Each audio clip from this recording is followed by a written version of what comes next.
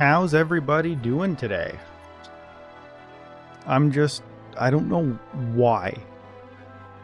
I don't know why, but my Bluetooth is like so stupid. I finally bought nice speakers and I finally got my room set up in a way that would allow me to use these speakers. So like, for the last, I don't know, bunch of streams, I've been using like in-room speakers. Hold on. There we go. I've been using in-room speakers because, like, I don't know. Sure, I have in-ear monitors, and yeah, I have other things that I can use too, but like, I like my speakers. But the Bluetooth is so ungodly terrible that it just keeps cutting in and out, but only randomly sometimes. And like, it's only when I'm like, if I take out my phone for a little bit, the Bluetooth will start acting up on those speakers over there, even though it's Bluetooth to my computer. And like, if too many people are in the room, it starts to, I don't know what's going on. Something is going on with the Bluetooth signal and it's degrading in really weird ways. So anyway, now we're in headphone land, so I took a second, I put in my earbuds because I can't stand it when the music keeps popping out and back in. It doesn't do it for you guys, but it does it for me. Okay, so we went ahead, we made some updates. Let's see. We switched to a random access file, which seems to be quite a bit faster than just the buffering we were doing before. We got a new game file, which has more stuff in it. It's from Lichess. It's their standard database from 2013.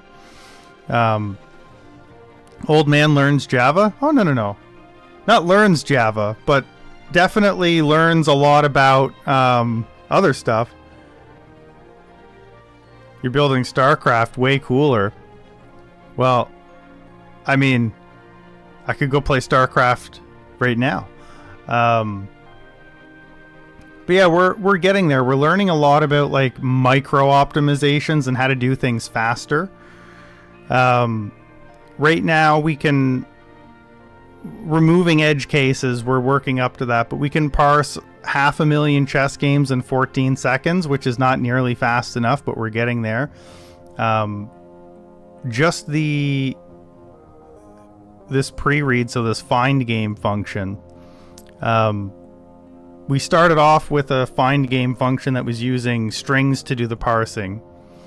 And that was taking about 1.9 seconds to find the start and end of 270,000 games. It was taking 1.9 seconds. Anyway, the moral of that story is we switched it to, I don't know why I'm putting this coffee down. I don't want to. I'm not ready to code yet.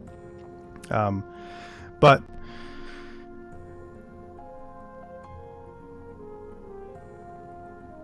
yeah, I've lowered the IO. I went down to, well, no. So like, we were doing IO on strings and now we're doing IO on buffered input and byte arrays, which is just significantly faster because I can choose how much I'm going to buffer at a time. So like, instead of reading in the whole file and then splitting it at the line level and then parsing it up as strings, which is ridiculously inefficient, instead we read 256 kilobytes at a time and loop over it and try to find stuff, which is a tight loop. So like, it never really has to keep creating things in order to see what they are.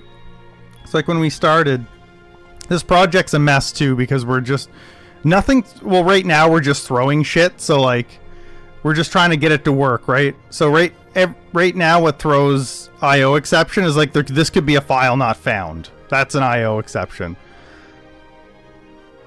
And you're using streaming? Well, we're using streams. We're not streaming yet, so like we need to be able to go backwards, so we can't just do a flat stream.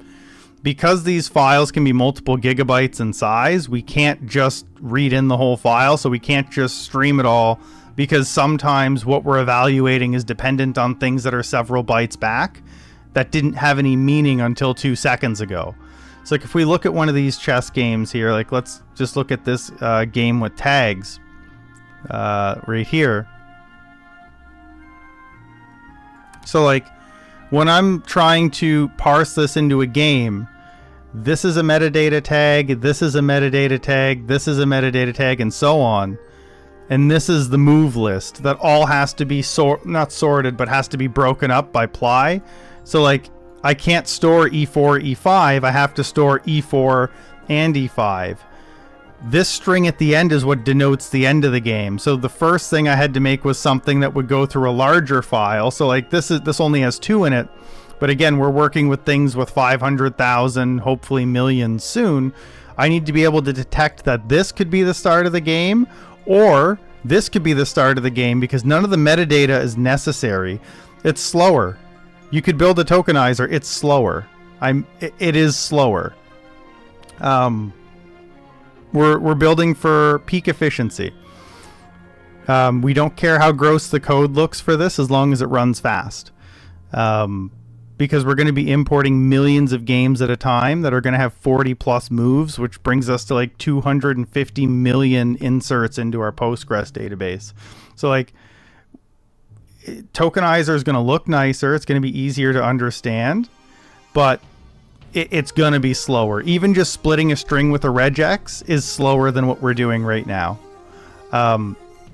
So essentially what the code does right now is it tries to find either one of these, because that's going to denote the start of a game, or it's going to try to find a period, because if this isn't the first character, then that means we have to be right on to moves, because you either have, based on the PGN specification, you either have to be starting with a tag or you have to be starting with one of these moves.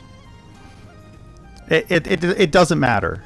The second you tokenize it, you're using strings, which are massively inefficient with Java. The second you touch a string, goodbye efficiency. So like we can't. So once we find this, then we have to start finding the end of the game, and the only real reliable way to do that is to look for carriage returns at the end and then loop backwards. Otherwise, you have to consume too much data and then try to split it up with regex or tokenize it and look through it. That's all significantly slower. So like if we go back to this main method here, I'm going to comment some stuff out here. We don't need that.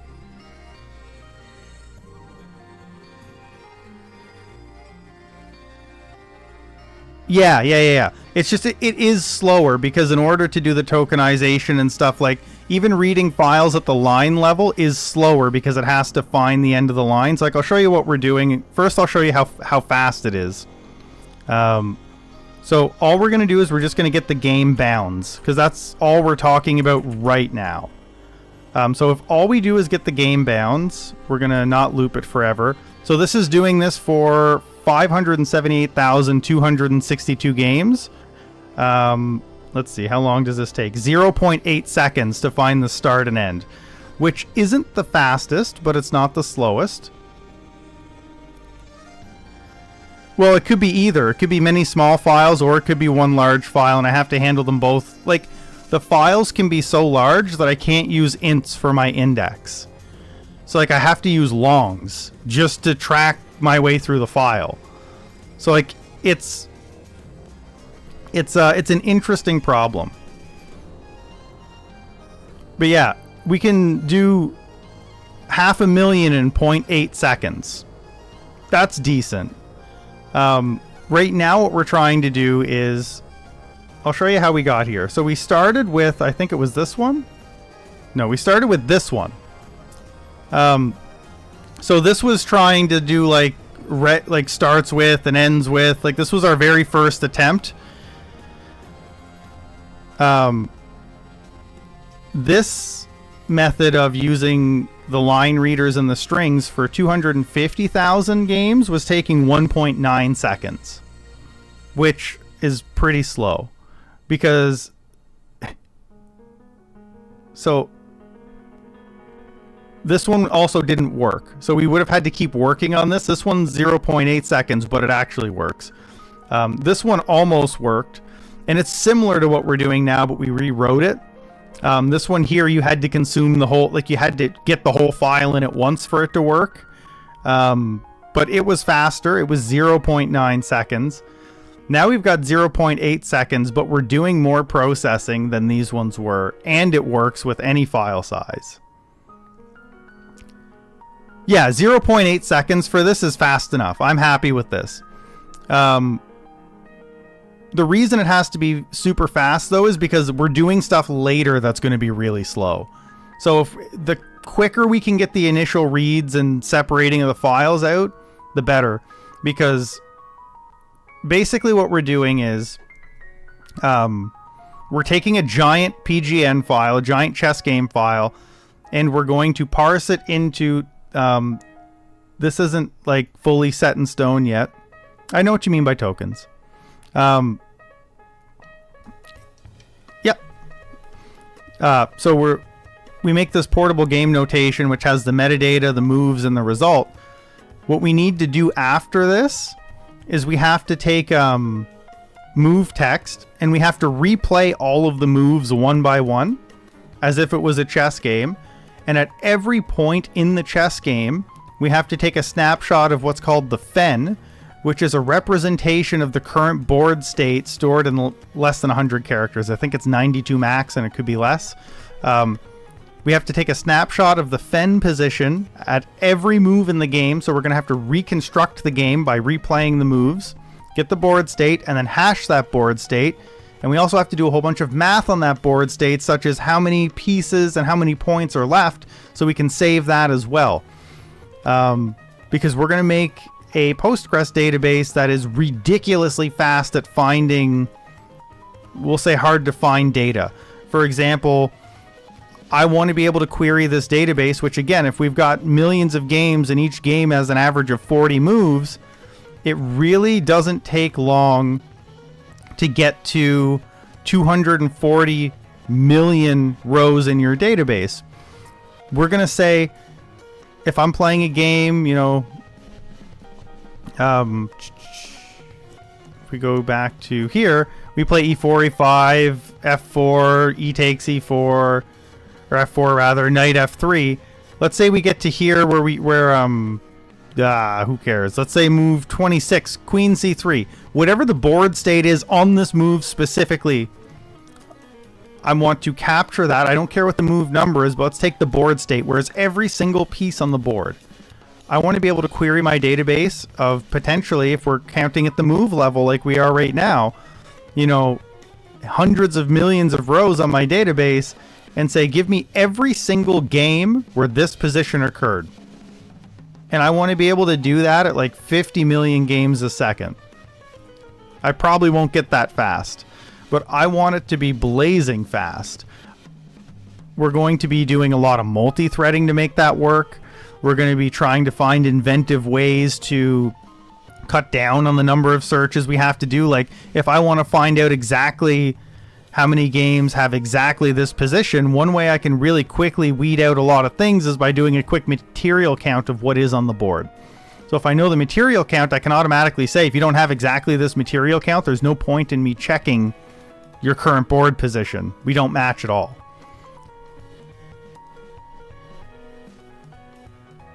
Well, that's what we're doing. But we have to parse these text files to get the data to put in there. So like, this is the import format. We need to write something that can parse the import format so we can write it to Postgres. And also because this is going to be like a live application. So like, this is a format that chess players use, and you can also put comments in here.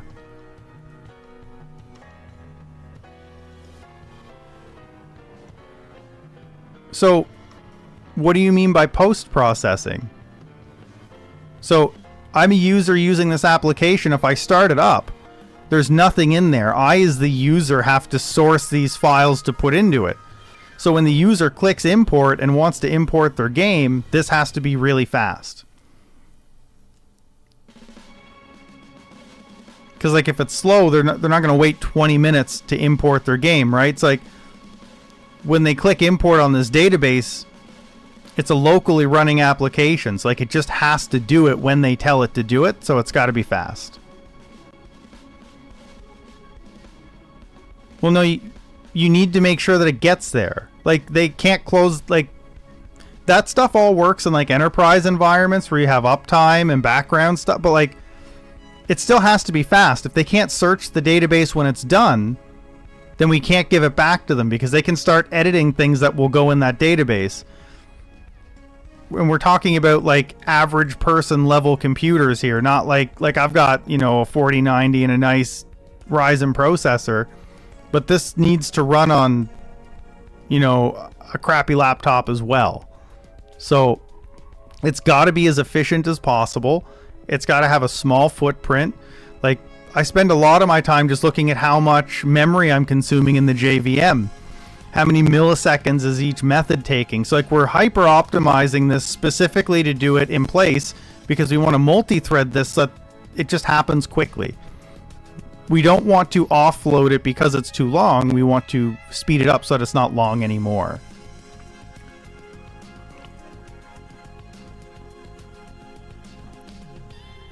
Streaming, so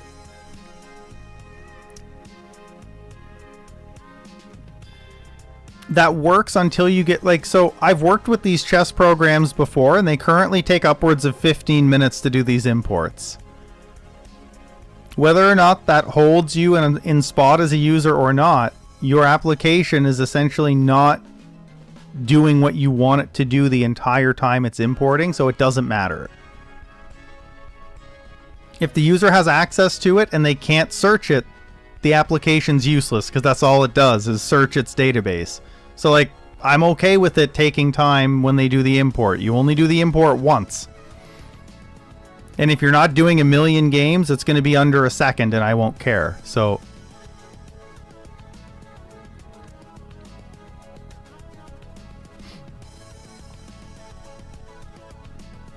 let's get to, so what we're doing right now is we want to start rewriting the PGN parser.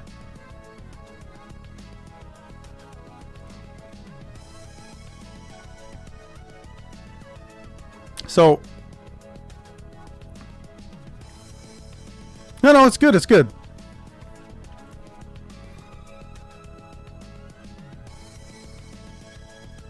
I don't mind testing the merits of the idea as long as the person I'm arguing with understands that I don't work for them and this is my project and not theirs. So like when I'm at work, if my superior tells me thou shalt, then that's what it is.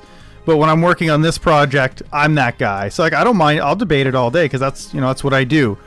Code reviews, mentoring, it's what I do all day. I'm constantly teaching and mentoring people at work, and I'm wrong a lot, and the people I mentor are wrong a lot, and we all learn new things every day. So like, I'm even okay with being wrong, and I'm also okay with doing things the wrong way because that's the way I still want to do it. I'm less so about that at work, but like when I'm built, like even right here, the reason I'm building this is specifically to learn certain skills, so I'm going down certain paths. So like I'm okay with that, like that's fine. Unless you get aggro, like I don't care. Because I think that a lot of, you know, learning to be a good software developer is being able to test ideas. And I think being able to test ideas extends more than just writing the code and writing the test case. I think a true test of idea is your ability to speak about it and talk about why you understand this idea so well that it is a good idea, or being able to concede something like, I know this is either another way to do it or maybe even a better way to do it, but these are the considerations I've taken to do it this way. For instance, like if we were to talk about like for instance, why am I doing a pre-read? I had this talk with someone the other day. So, for instance, when I'm doing this find game thing, well, why are you doing a find game? Why aren't you just processing things as you like? So we come up with this this here, the game bound list, and all this has is the indexes of start and end where to go. It's like, okay, well, why do you do that? Why don't you just process them as you hit them? Well, the reason that is I want to use as little memory as possible. And if I'm processing them right now, then this kind of I can't find the future indexes until I have enough resources to process what I'm processing. And I have to buffer all that stuff in memory until I get around to doing it. If I do a quick read from start to bottom, that read itself is really quick. And now I have all the indexes. So the game bound is just the start and end index of a game. So if we're looking at a 4 gigabyte file, the first game might be 0 and 700. The next game might be 702 and 1000. So it's literally just a pair, because Java doesn't have a concept of pair. That's just all it is. All it knows is where a game starts and ends. So once we find that, then we go through and we actually do the games. Yeah, however many games. Well, no, so this is the index in the file. So, like, if we go back into this file, this would be 0. So, game bound start would be 0. Game bound end would be 796. And that's all that's in that object, is just where does this appear and where does this appear. Except it happens on, you know, this many games. So if we do this one here, the first position here of 0 to 796 is the first game. The second game starts at 801 and ends at 1277. So we do that because when we have this information, we can do better multi-threading later, just simply by understanding how much data there is to work with. So if I know that I only have 10 games, it's more overhead for me to actually spin up threads than to just do the work. But if I've got 10 million games, I can now decide how many threads I actually want to kick off. Because if I spend all my time spinning up threads, I'm actually wasting time that I could be using to process data. So by understanding and just doing this quick read, again, we can do, if we extrapolate this 500,000 number up, 1 million games in 1.5 seconds. So like 1 million games in 1.5 seconds, that's a small trade-off to do this. And it also gives us smaller pieces of things to work with. So like if I were to do this here, I would have to continually be making like new byte arrays and byte array input streams, and I'd also have to manage how much memory I'm consuming. All that would have to happen here. This is already complicated enough, because when we start reading this, so my buffer size is 256 kilobytes. So I'll walk you through kind of high level what we do. We read 256 kilobytes at a time, and then we start looping 1 byte at a time over it until we either find, till the end of the file, but we're looking for the start and the end of the game. So we also have to be cognizant of end of file. While there is a specification for PGN, it's kind of garbage, because you may or may not have the tags at the front. It may or may not end with a new line character. And there are 4 different things that can terminate an end of game. So there's a whole bunch of things for us to look for. And when you have to read 256 kilobytes at a time, you run into the issue of what happens if let me bring up another game again. What happens if I am, let's say, right here, and it's the start of a brand new buffer? Without knowing what was in the previous buffer, I would never know if I found the end of the game or not, because this is just a carriage return. Right? So, assuming that I can't go back in my array to -1, there's no way for me to test my end of game theory here when I get to this carriage return. So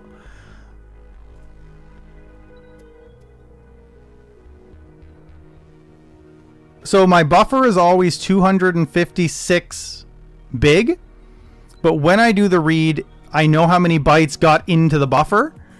And anytime the buffer size is less than the full amount, I know it's my last time through the loop. So instead of reading 1 line at a time, we read 1 byte at a time. And because of the way that hardware works, 256 is just kind of a magic number that's really quick to read. A lot of things are optimized for 256 kilobytes, so it's just a good number to read at once. So the buffer size is always 200. Caching reasons, maybe. Maybe. A lot of things seem to go at that number. I'd be okay with upping or lowering this buffer if we find a better number. Right now, this number is really, really good. Actually, just for fun, let's see if we up this now that we're working with much bigger files, because like it's kind of a law of diminishing return. Like if you go really, really slow, it really, really sucks. But there comes a point where bigger doesn't get you any gains anymore because you're not spending most of your time reading. So like L2 cache sizes are much smaller. So that's why these tight byte buffer things go really small. Yeah, I got profiling software as well. But let's see what does this give us any. See, like the difference between 512 and 256 was 0.01 seconds. So like it's, in my opinion, that amount of saved time is not worth it. But look, if I go down to, let's say, 50 kilobytes, we should see a bigger difference. Yeah, see, look, that went up by over 0.1. So like going down by a lot was a big deal, but going up by double wasn't a big deal. Yeah, so we have that. Hold on. I'll bring it up. I just need to go back to, I need to have this looping forever. Otherwise, it runs so fast that I miss it. But one sec here. Let me bring up my profiler. Did that start? Oh, it didn't start. Oh, shoot. Hold on. We don't need that running. Okay, so you go back to Seek 0. And I am aware that there is some kind of a stupid bug specifically when you loop forever. I don't know what it is. I don't know why it happens. I'm not worried about it because it's only in this stupid test that I do that it matters. So we're just gonna... Oh wait, hold on. We're not gonna do the start time either. Okay.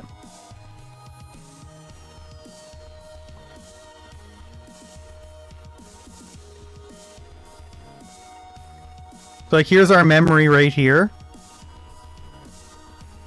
So like it still uses like 250 megabytes of memory at times.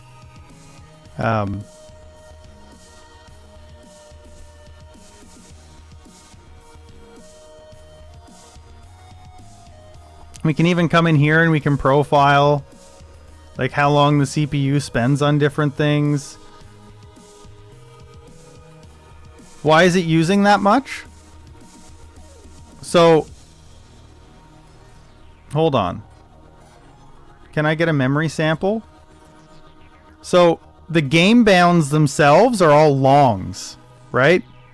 So, every time we're going through 500,000 games, which means we have over 1 million longs in memory by the time this is done running.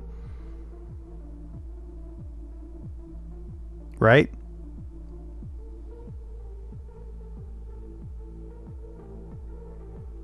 So this is why we need to be fast, because we need to get rid of some of this stuff as quickly as possible. I don't know what this filter element is, but we know that we don't need most of this because when we perform garbage collection, look at how much it jumps off a cliff. So like there's still optimizations to be made for sure.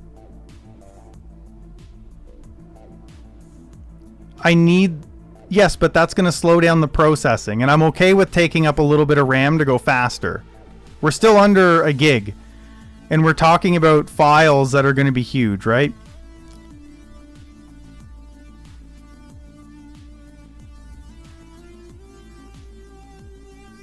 Well, we still have a stack. Like, Java has a stack, but yeah, this is heap memory. This is heap memory. So like we can still fix this. We also got to remember too that we're doing a while loop and we're storing the game bounds out here.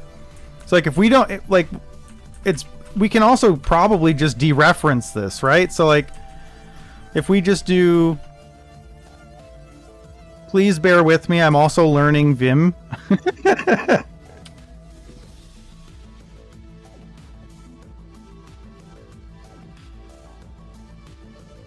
So I just changed it a little bit. No, I don't want one at a time. So like it's a list of them.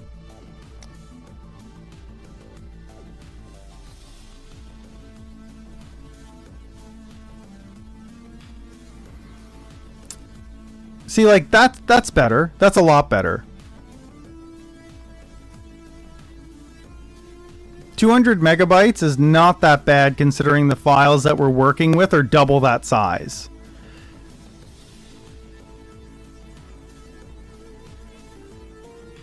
Because you got to realize too, it's not just that. So this is what we were doing before when we had the bigger memory problems. We were just holding these. When we're doing a loop forever scenario, yeah, like this file is like, these files can be 4 gigs. Like they can be massive. Again, so big that I have to use longs to store their pointers, right? So this random file access is likely also not super memory efficient because it probably caches parts of the file. That's why we're able to speed up on multiple. We can go through this file like jumping all over the place like this really quickly. So there's also a hit there as well. But like these are performance hits that I'm willing to take specifically because of what they offer, right? So in this case here, I'm willing to take a little bit of a memory hit for a speed hit, especially when we're under a gig of RAM total.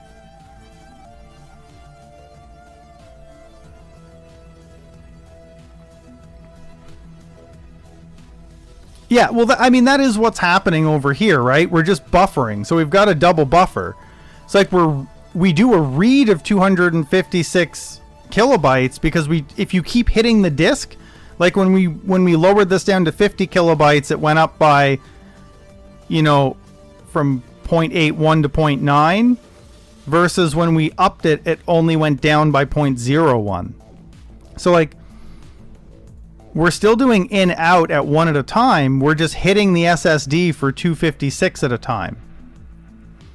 And then this is the most inefficient part right here.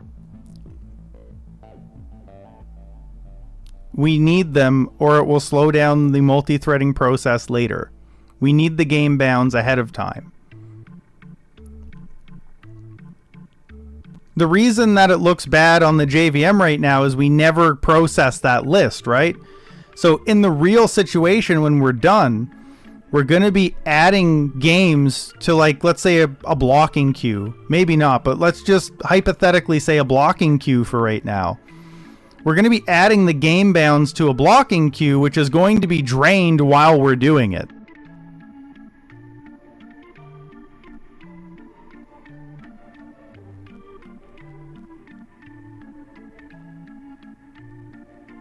To take what out specifically?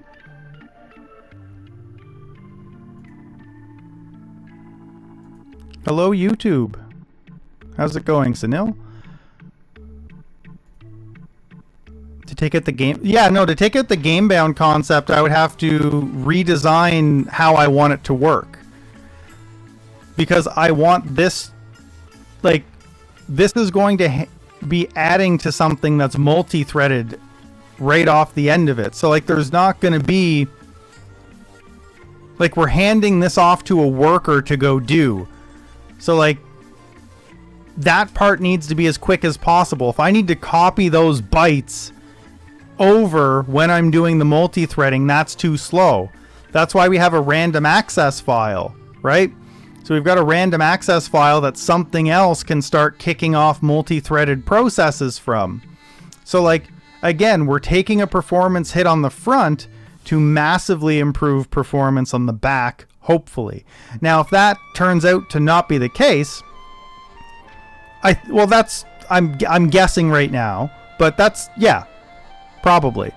We'll see what I actually use. I haven't researched that part yet, so that's the other thing. Like, we're researching a lot of this stuff as we go, so we'll see what happens when we get there.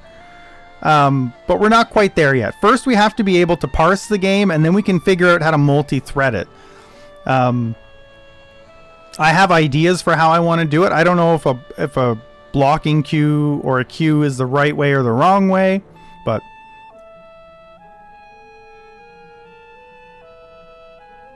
no. It's 400. It's all of that memory for 500,000 games. Like, that's the memory for 500,000 games. Not one. Like, that's why I'm okay with these numbers. We're speaking about in the millions. Yeah. So it's less than a megabyte a game by a large margin. Like, it's not a lot of memory. It's a lot of volume. So when we're looking at the JVM and we're looking at the internals, we got to realize we're holding all that in memory right now. That's not how the product's going to work in real time. It'll be 400 total. But the thing is while I'm I'm not going to wait till I'm done of that 400 megabytes to start.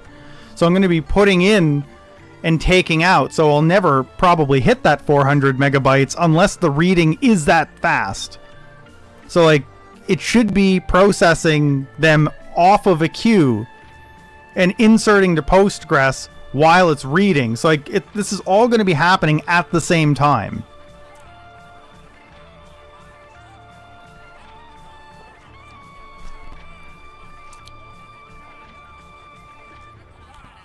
Got an internship. They mostly use Java. I just know the basics of Java. How do I go to production level? Do you want the real answer to that question? The real answer to that question is you need to make about 1 million mistakes. That's the real and whether you make those mistakes on your personal time or whether you make those mistakes on company time doesn't matter. What matters is you have to make those mistakes so that you can understand why they are mistakes to begin with. And if you can do that in a safe environment, that's usually the best way to do it. That's not always possible. You're going to screw up. You're going to bring down production, and that's okay. Life will go on, and no one's going to die. So, like, when I started doing programming, I started on the mainframe. So, when I started programming, I knew nothing about what I was working on. I'll take you through a scenario that, can bring down production. That doesn't make sense until you kind of hit, maybe you're a graybeard who's been working on mainframe forever and you just know this, but most people don't. So I've got a file, right? My file is right here and it's got, well, technically I started, in college and university and I learned a bunch, but my first job was on a mainframe. So this file is, one sec, I need to do some math. And say 4 plus 5. 151.99. So let's say we're this many bytes big. Okay? Bytes. Everything on the mainframe is in bytes. So I've got a file that's this big. It's got multiple records in it. Each record is one line of the file. If I'm smart, I can chunk this in one way and it'll be fast, and I can chunk it in another way and it's going to be bad. And how do I know what that... You know what? Hold on. I need to do this slightly differently because I made a bad example. So 992. If I were to chunk this into chunks of 1,000 and say... So when I made this file, I said each record is going to be 1,000 bytes long. And I made them all really small like this. That, could be okay. It could be really fast. Every read, I'm going to bring in a certain amount. But I'm not hyper optimized when I do this. This really matters on the mainframe. And we're going to get into why here, because a lot of people don't kind of understand these types of concepts. But hey, apt-get, and hey, Rishi. So when we're working on things this small like this, it's important to realize on the mainframe, you've got so many bytes per track. A track is like one circle of a disk, and a cylinder is like a whole platter on a disk. So on a 3390 disk pack, the amount of bytes you can fit on one track is 37,998 bytes per track. Every time you do a read, you read an entire track and you don't have a choice. So when let's do this instead. 37,998. And if I made my records, we'll do this a different way so that it's a bit more apparent, because I guess I forget sometimes that not everybody has this experience. But if I were to take that, I could just as easily say, okay, well, I want to be efficient, so I'm going to do this. And I'm going to say that each record that I'm going to process is 18,999, which is exactly half of that. That means every time I hit the disk, we're going to go back to dark mode. I don't know how to do it in this extension. This is an extension in VS Code. I agree with you entirely, though. So if I split this exactly in half like this is great. Every time I hit the disk, I'm going to bring back stuff, right? Every single time. I'm going to bring back 2 records, so I can do 2 full, whatevers. If I make my file 37999, remember, I can only read a full track at a time. So, well, what does that mean for us? What that means for us is that in order to get this little tiny sliver of data, this little guy right here, I have to read that entire side back here. So why am I saying this? Like I said earlier, you're going to make mistakes that'll bring down production. If you make this mistake, you double all I/O that you do throughout the entire process that you're running. And when you're working on things like mainframes, 90% of what you do is I/O. So you've essentially slowed down your problem by half. It's half as fast as it should be because you added 1 byte to this file. That's damn unforgiving. That's so unforgiving. And it happens every day. So how do you get good for a production environment? You got to make mistakes, and you got to learn why that was a mistake so that you can not do it again. And that's the only way that you can get good at this stuff, is by learning through doing. Theoretical knowledge only helps if you work in a theoretical environment, and most of us don't. It's good to apply those concepts in real time, but until you're there, until you work on a legacy code base and you can't just refactor it the way you want it to be, you have to learn what truly is good enough, and not in the sense that you're going to cut corners, but what truly satisfies the requirement in a way that doesn't break the rest of the system. So,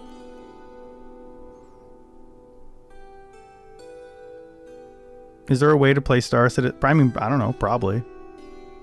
So, you can probably play Star Citizen with macros. Can we build a game which is based on a Dragon Hunter? No, we're not building a game right now, but I mean, you could.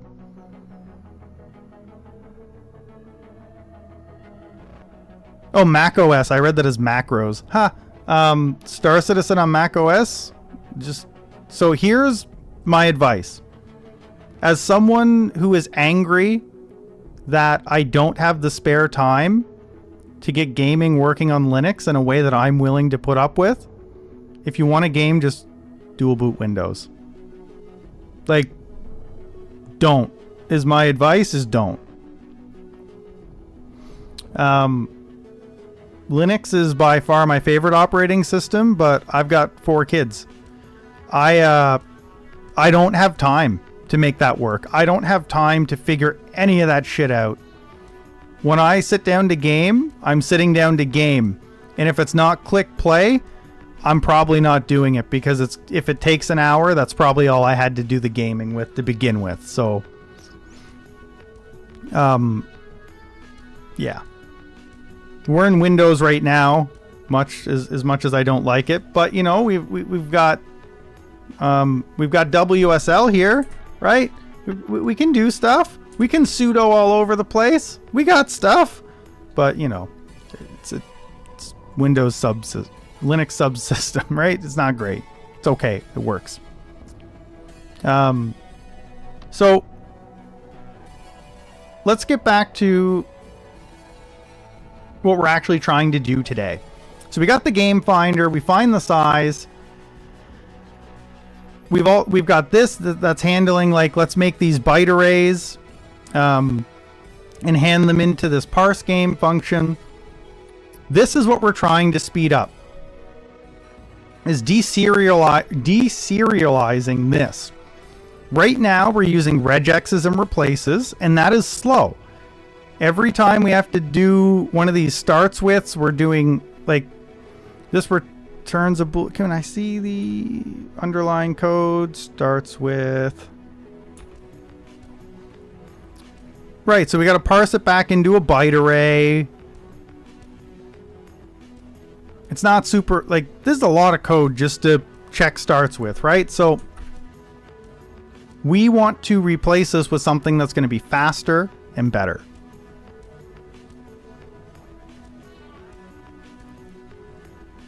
So I don't really know how we want to handle this yet, but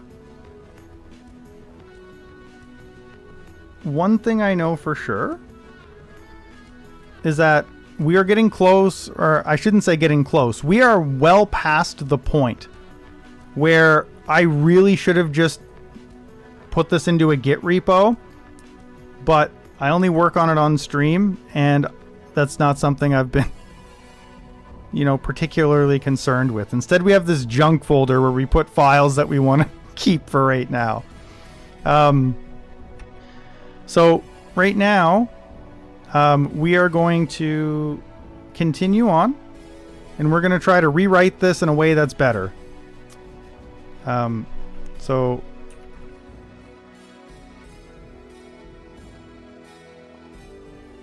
And similarly to what I said earlier, I apologize that we are slow at editing. We're learning Vim, and I truly mean learning. I've been developing for, over a decade, and I've never used Vim. So we're using the Vim key bindings so that we can actually eventually get to using real Vim. But Git is super fast. I use it every day, but I also don't like a messy commit tree in the beginning. I like committing 1 or 2 files that are perfect and done, and that's just, it's a me problem. I didn't expect to get this many files into it, and then it was like 2 in the morning and I was still working on it, and I was like, oh shit, I should do that.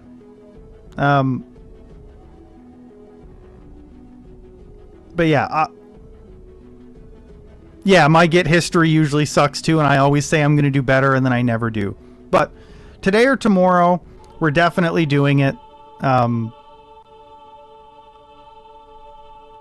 Because it only takes a second. But like, the problem is I have to go through and delete the stuff that I want to delete.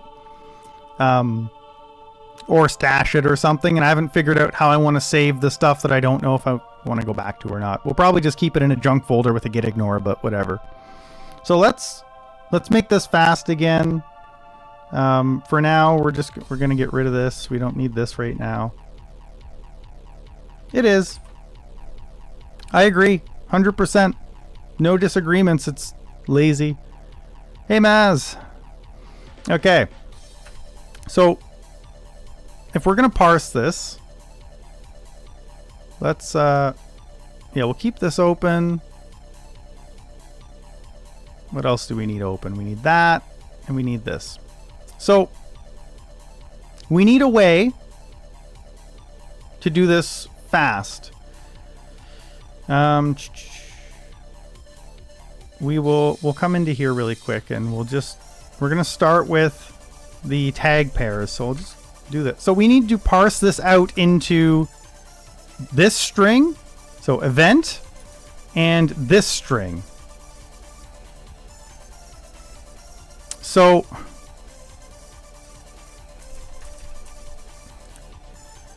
it's kind of annoying, but the way we were doing it before, so if we jump back over here, is we turned this into an input stream reader, and we were reading one line at a time. Does the line start with that open tag? It does.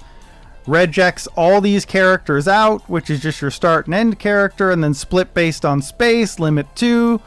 And then we're also replacing, as part of that, you can see we're also replacing the quotation mark. So when we run that, we end up taking out this character, and then we take out this character, and these two characters, and then the string splits right here.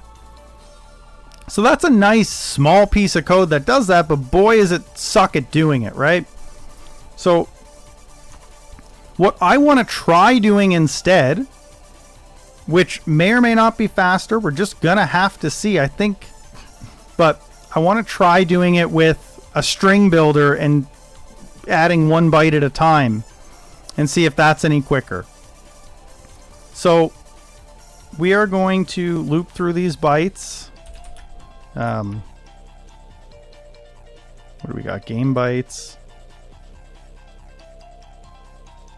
And if B is equal to that open tag, one step at a time. We're getting ahead of ourselves. Let's profile this and see how much faster it is than what we did before. So if we find that, then we need to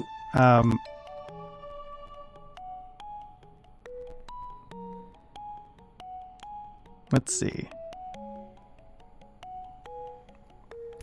We do a lot of thinking. So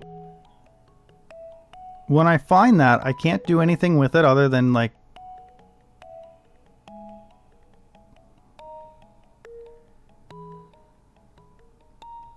yeah. I don't like this. I don't like this. Because I don't know the indexes of anything.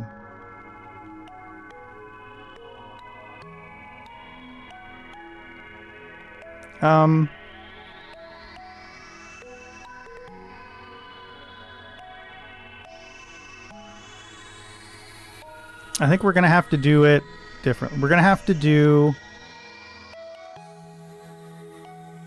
We're going to have to do it this way, I think.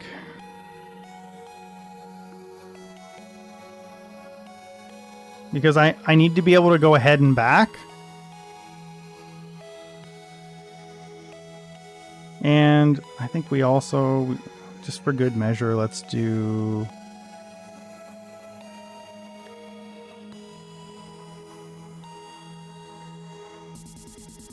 yeah, game bytes.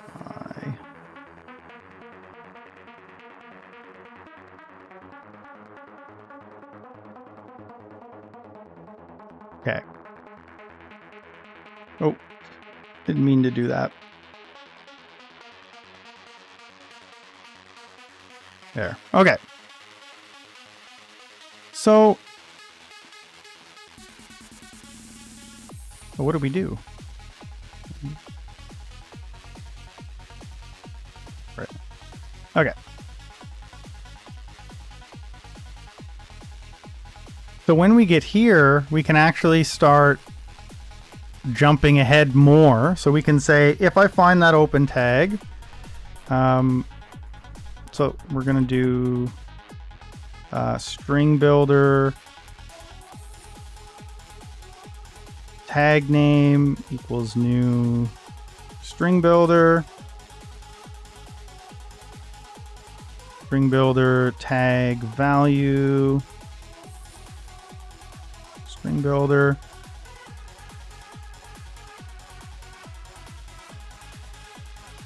Okay, and the current byte is that. Then we're going to say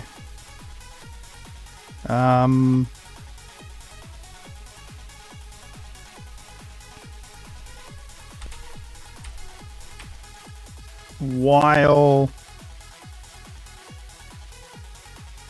current byte is not equal to bgn constant close tag pair. We'll keep doing this until we're done.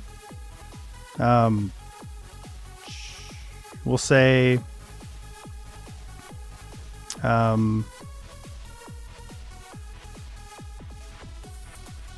guess first we're going to look for a space. So let's say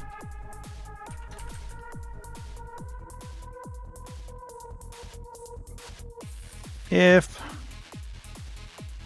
ouch.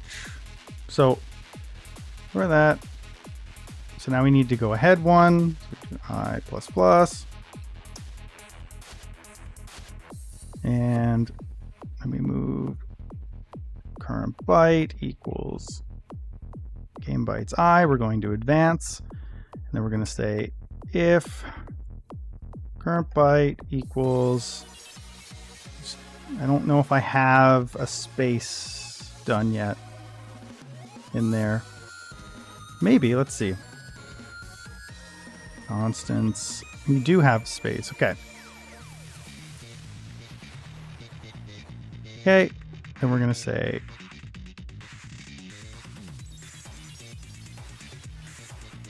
tag name dot append current byte,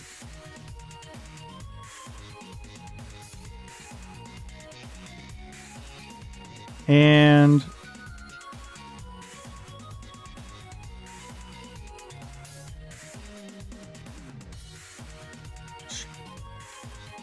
let's see.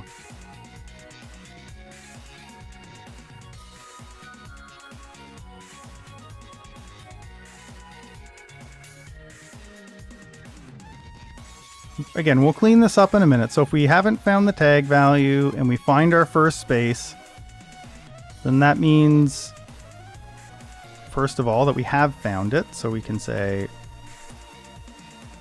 tag value found equals true.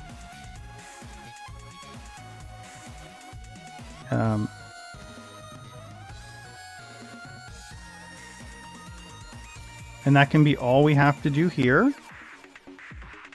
And then down here we say if tag value found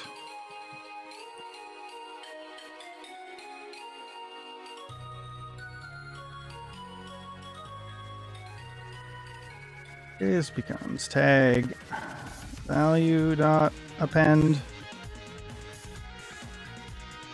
byte.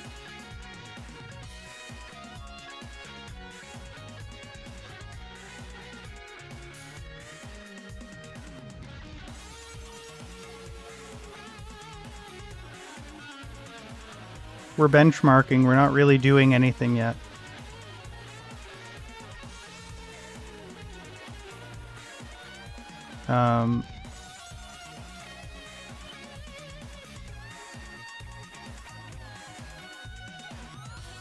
So if the current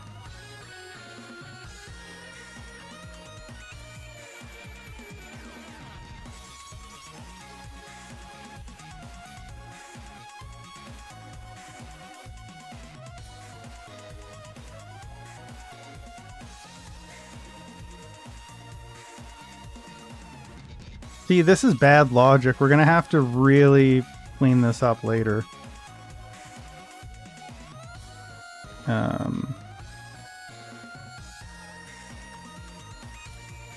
Because we also only want to do that when this is not true.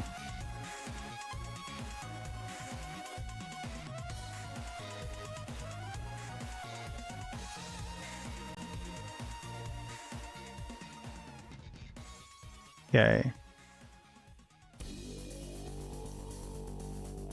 I'm not convinced that's a good solution, but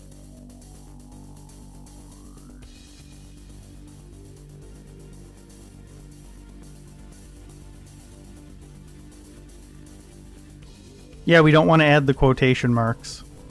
We need to skip them.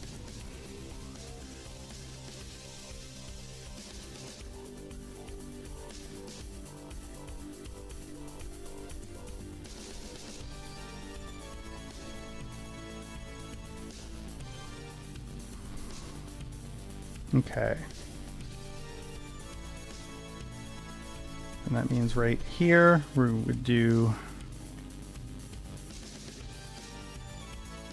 tag name dot toString.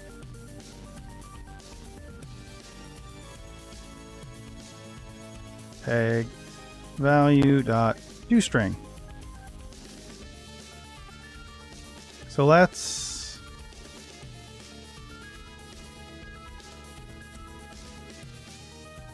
does this still work? Let's see. No.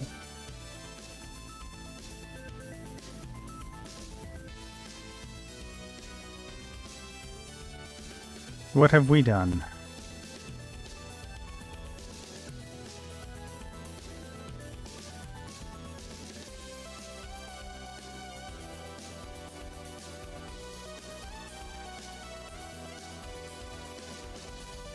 Is it this stupid thing again? I don't know why, but I have one file that is, it's probably malformed.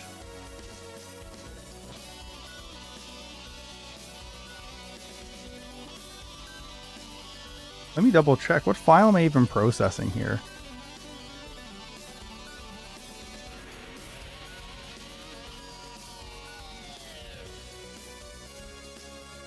Oh, it's because it is actually running forever. Hold on. There we go. Okay. Hold on. That was for the performance test we were doing. There we go.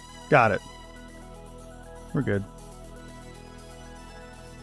So yeah, super fast. I'll do this. New instance. What don't you like? Why can't new instance be ignored?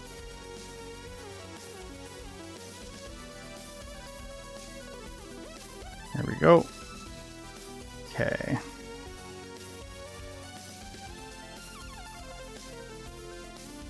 Woo! Look at that. Gross.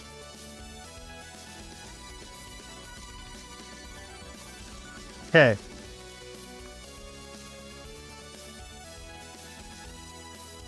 So we can't do that then. This already doesn't work. What if we...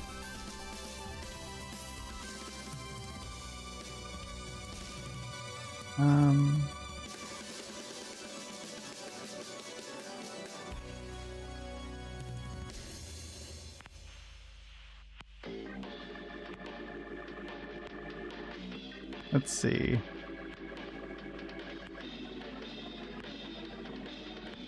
How do we want to do this? Can we just cast like that? Is that fine? It is.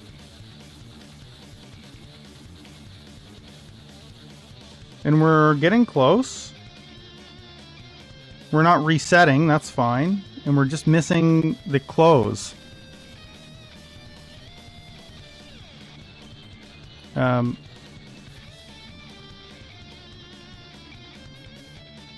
It's not, because we're not using strings. This is a byte and this is a byte. It's not comparing addresses.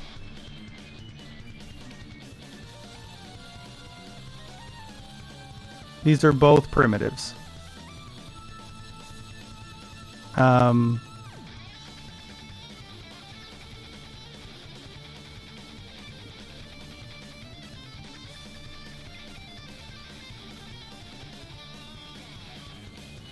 No worries. So while... Oh, shoot, yeah, no, when we get in here, then we gotta say...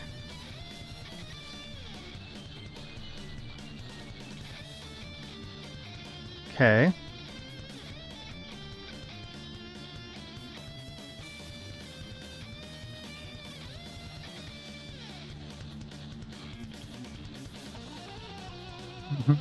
Okay.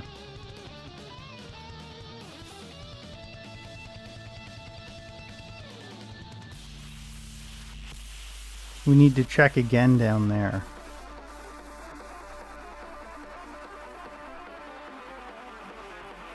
If...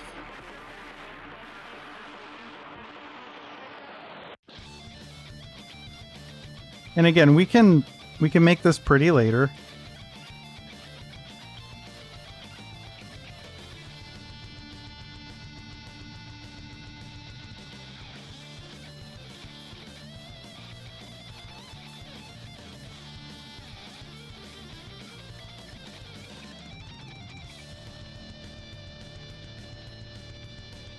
Now let's do it this way.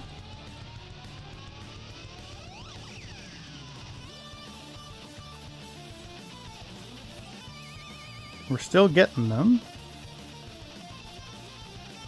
Oh shoot, we're doing it backwards. Dang it. Hold on. That's my bad. I can't read. Okay.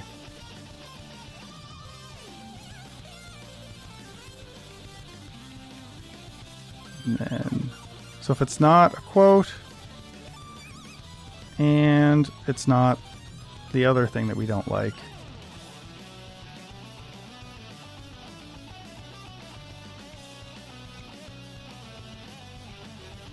And it's not that. There. Okay, so now when we do this, you can do tag name dot size.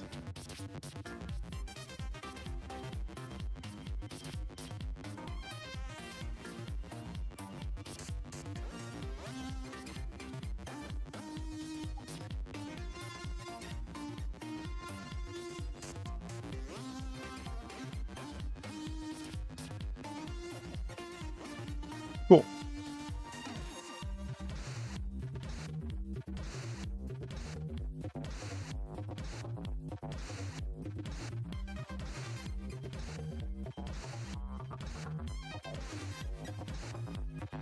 So,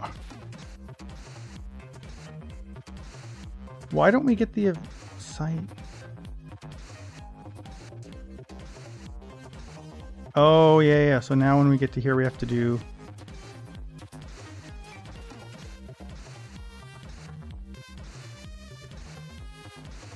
Cool. That works.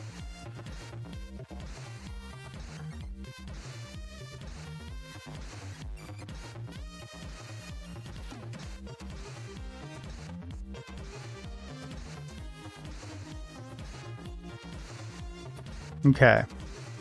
The question is this going to be faster in the end or not? I hope it is.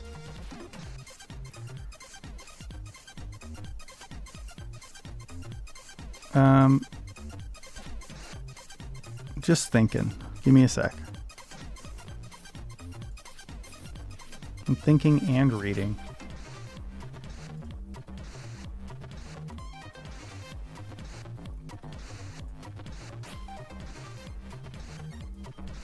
Yeah. It gets the tag name and value, which we can clean this up. This isn't super nice, but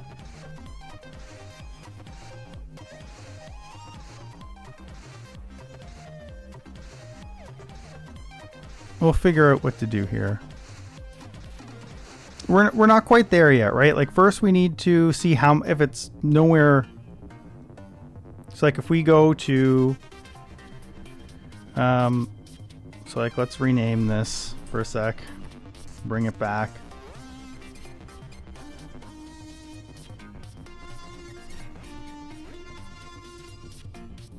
Okay.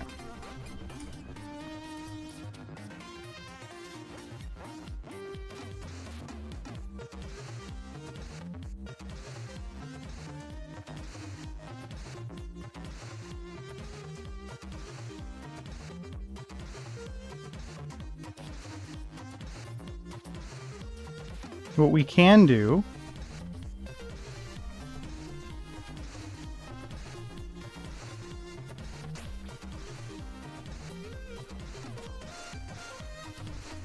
for now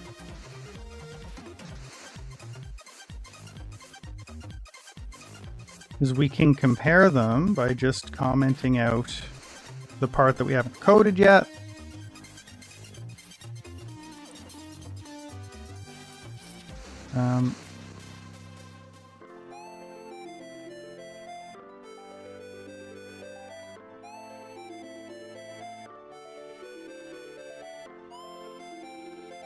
What the? How many did we comment out here? 1, 2, 3, 2, 3.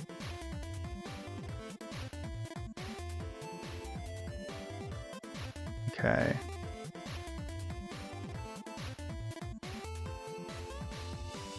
So now we've got one. So this does it the other way, and this does it the first way. So if we change this to PGM parser, where did you go? Here.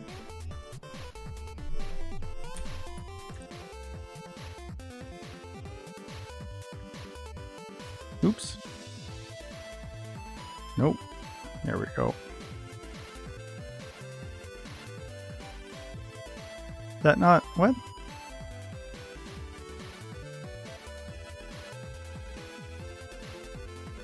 Yeah, game bytes. Portable game notation 2 cannot be converted to... Oh, well. Sure. I don't care if it returns. So let's...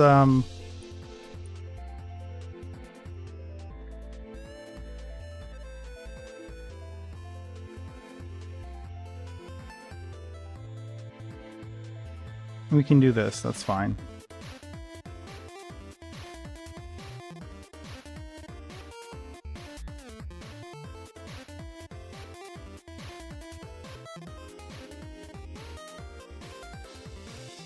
What? 58.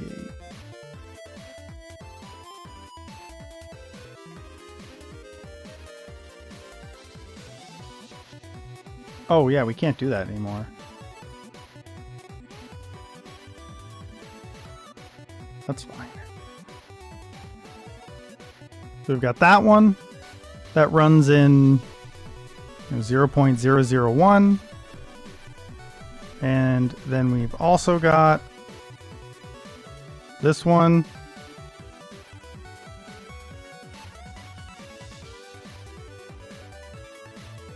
So they're about the same on small files. So now let's do a bigger file. How long does this one take here? So on a small file, oh shoot, we don't want to do that. That's going to slow us down to like crawling levels. So we just do that. And let's start with the old one. So, oh shoot, we didn't do the re-import. Okay.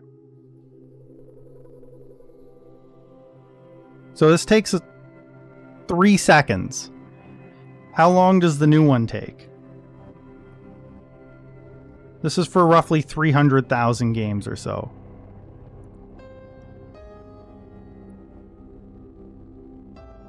The new one takes 1 second. So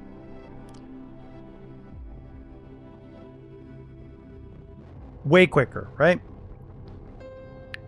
We're not done yet, but like that is just way quicker.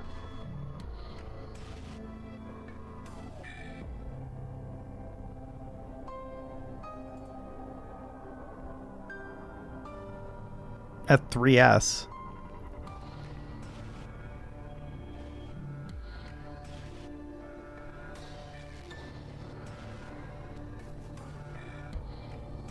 No, they're all using the same one. Like we did them both with the same one. We can also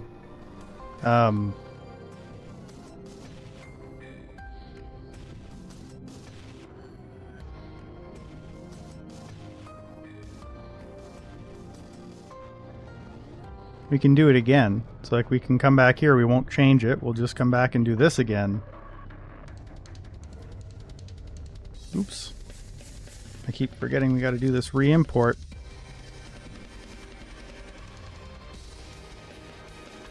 That's 3.1 seconds.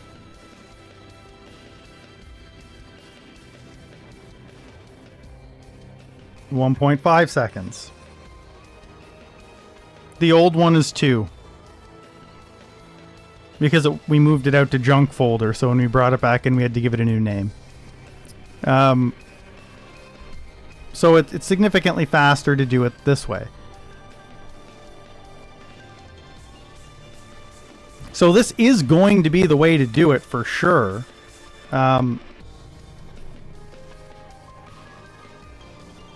But instead of this now becomes tag pairs dot put tag name dot toString and tag value dot toString.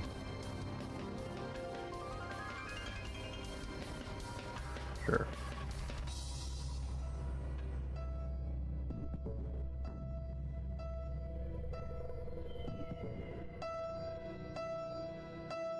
And that adds a little bit of time, but not a lot. So very good.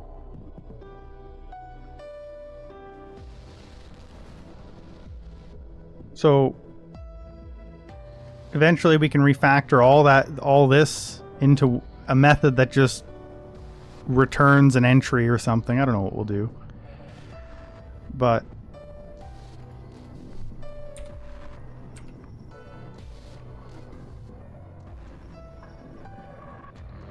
if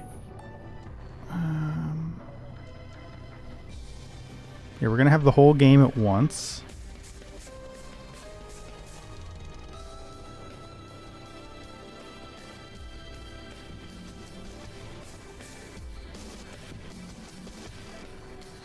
And then I guess next we're going to do the moves, which is going to be where things get hard.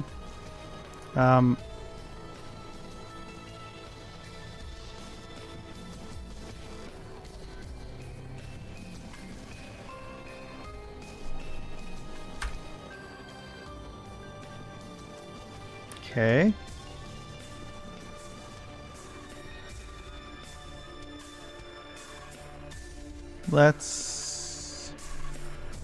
We don't want to, which we may end up turning this into a case, but so we've got this working. Now we have to start detecting a number, then a period, and then string builder until a space.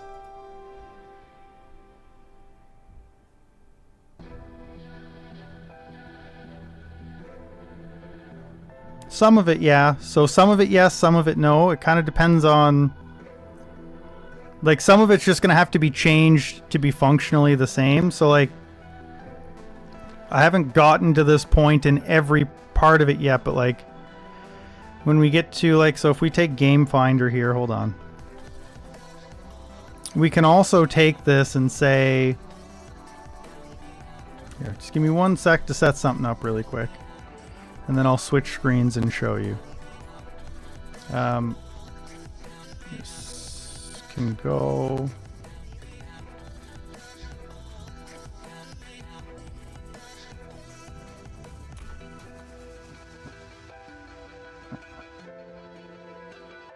because I'm putting it into a tool that doesn't know about some of the other stuff that we're doing. Get rid of that. Get rid of that. Is that enough? Almost.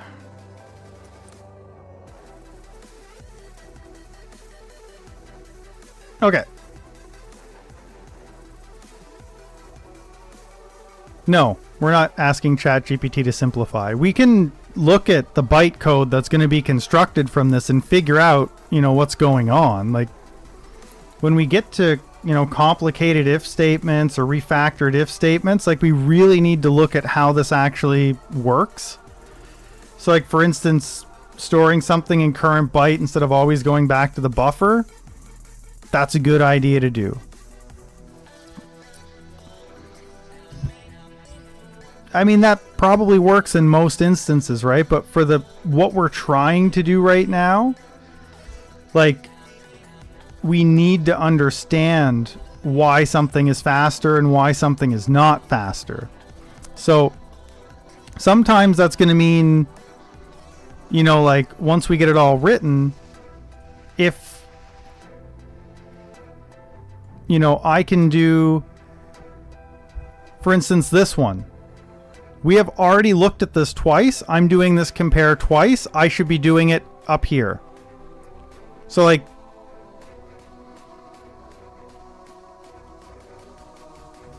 well, exactly, right? Because you're going for maintainable code. The PGN standard has been around forever and a day. This isn't going to change. I need this to be blazingly fast regardless of how easy it is to read, because we're not coming back to it, right? Once it works, that's just life. Oh, we'll bring back the code here. Once it works, like that, it's just life at that point.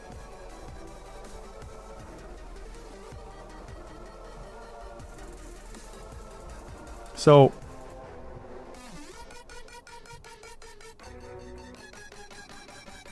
but we will get this refactored eventually.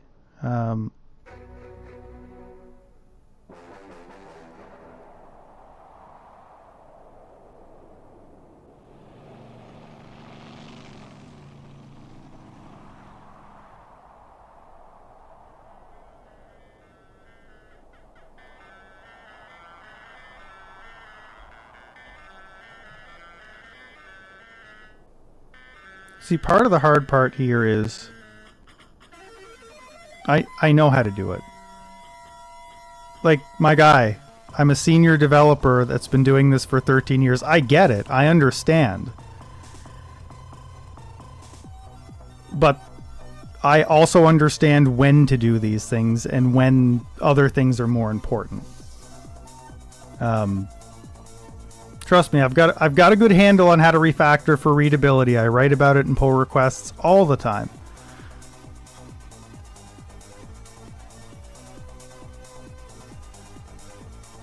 Okay.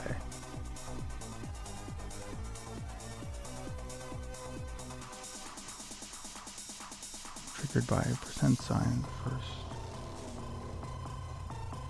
So soon we have to start thinking of this stuff.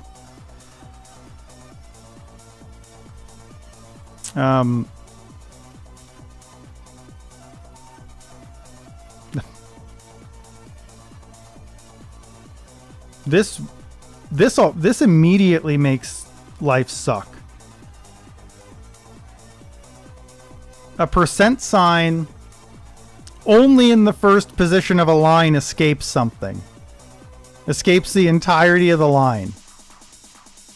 But if it's anywhere else, it doesn't do that.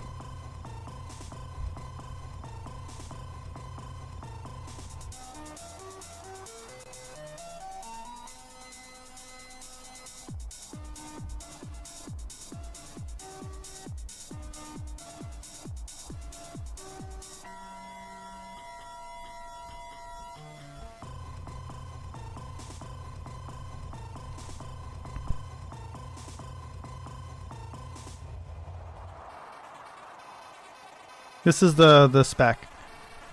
Okay.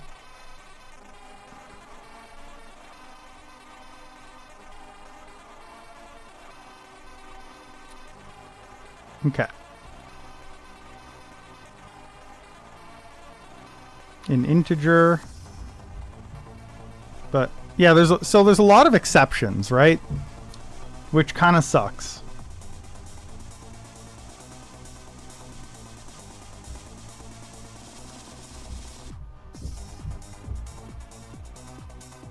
We're also getting close to stream wrap up.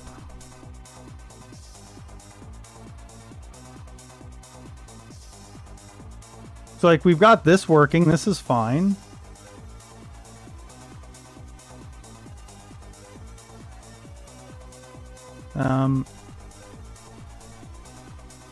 Okay.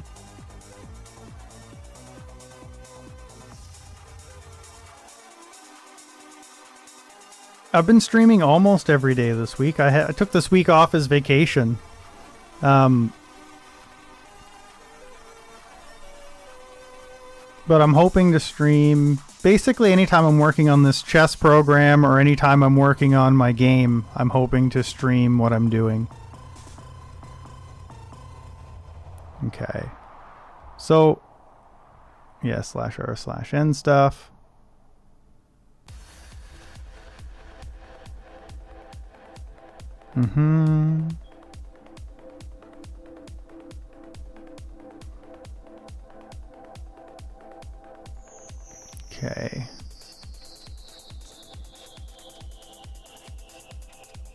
So anything non-ASCII is that.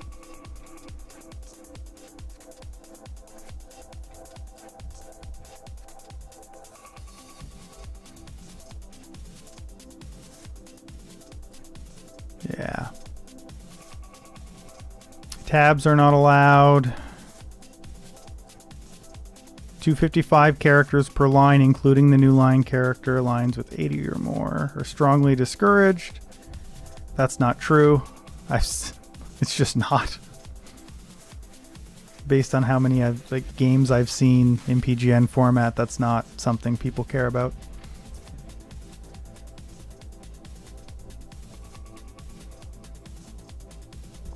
Okay.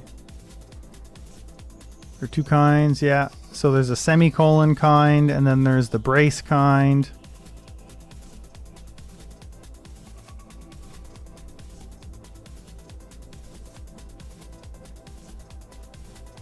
Well, I mean, this is for PGN data. It's not for human consumption, right? So, like, humans don't really look at PGN data. They look at rendered PGN data on boards, and they look at it in interfaces, but they don't open PGN files and edit them. The same way that, like, outside of developers, like, people don't just edit raw JSON, they use tools to edit the JSON.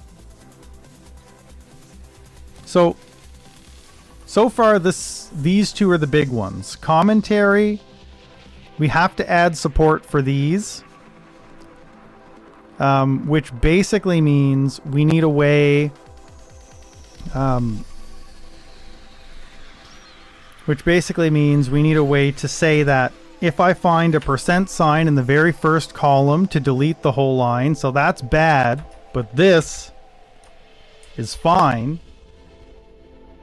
And we also need a way to say a semicolon means the entire rest of the line is a comment,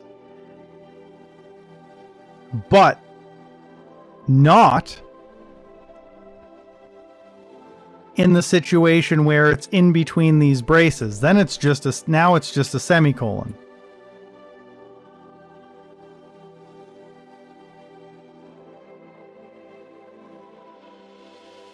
So we now need to tackle these edge cases, which means we need to know when the last character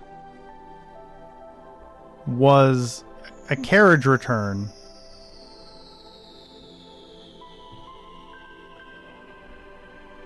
Okay.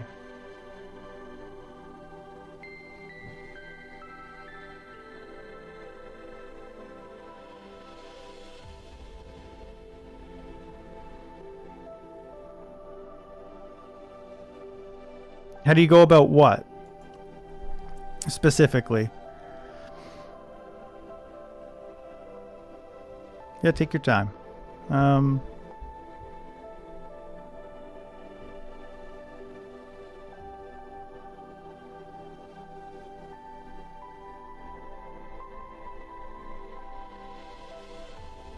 Okay.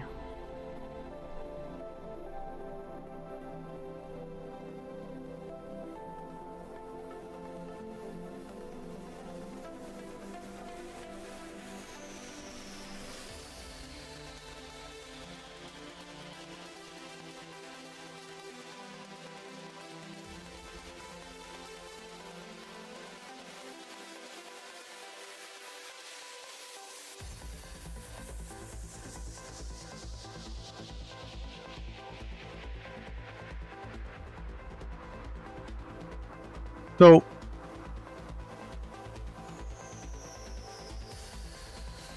what do you mean? So what was your question? I don't quite understand.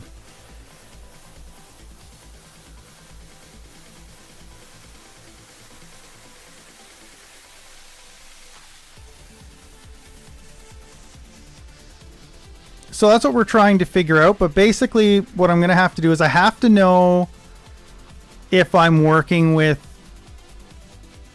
a Unix system, a pre-Mac OS X system, or a Windows system, because they all handle new lines differently.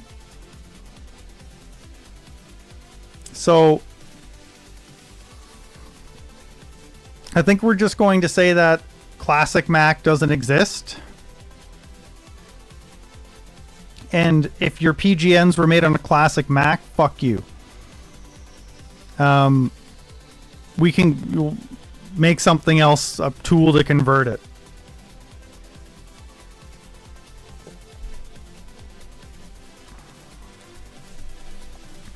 Do you add comments to your file that you run the... You mean like, do I comment my code? Or do I add comments to the chess games?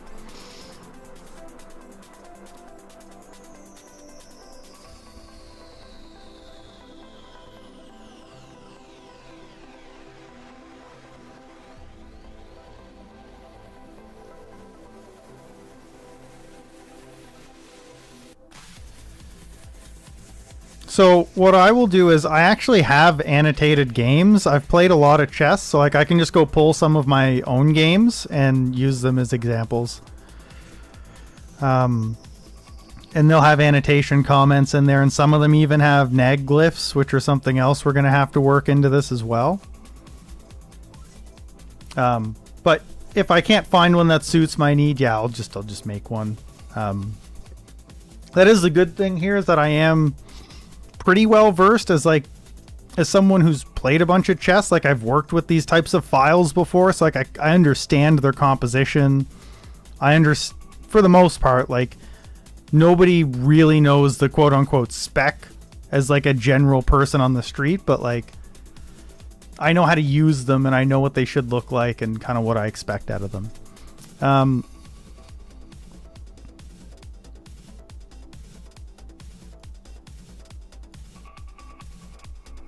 So, hey, yeah, see you later. I think we're pretty much done anyway, because I usually only get about an hour and a half in. So I'm just going to kind of get myself to a spot where I won't be lost when I come back. But we're pretty much done for today, I think. It was a good stream. Good to see you, Dota. Hopefully we'll see you around some more.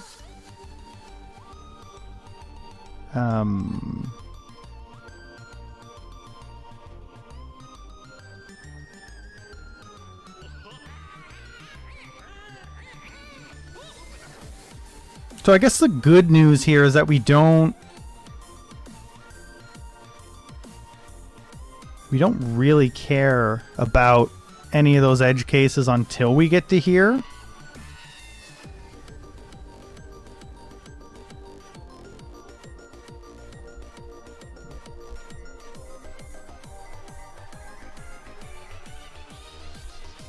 Huh. We're going to have to, yeah, /r and /r/n. So I think we're just going to have to handle that the same way we handled it before, which is /n is the common denominator in both of those, and then work backwards from there.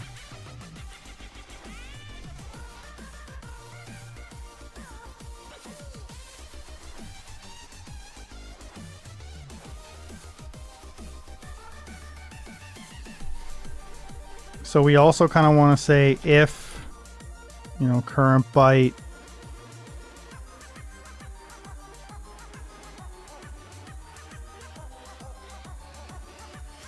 equals the percent sign,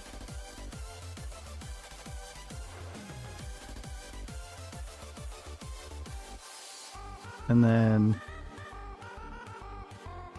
if I greater than 0,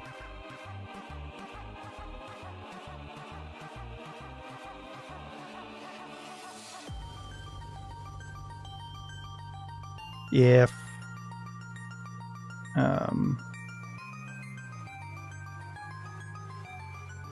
game bytes I minus 1 is equal to a new line,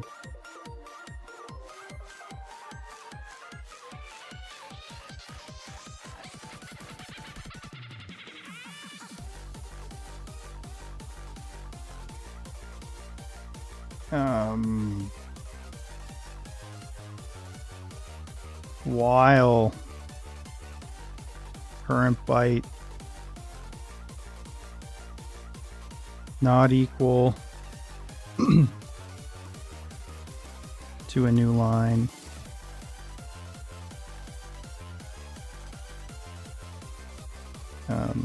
I plus plus current byte equals game bytes I.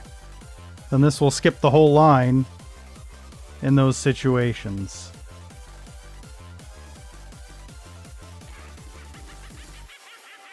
Like that's kind of what we're going to have to do is say if we found a percent sign,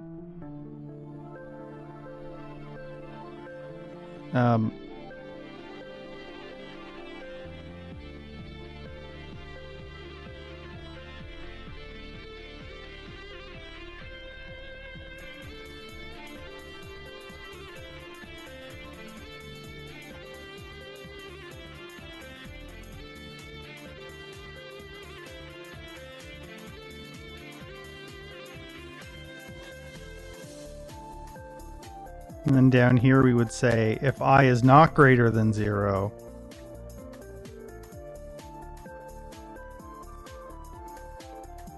same thing. And again, we'll refactor this down, but one thing at a time.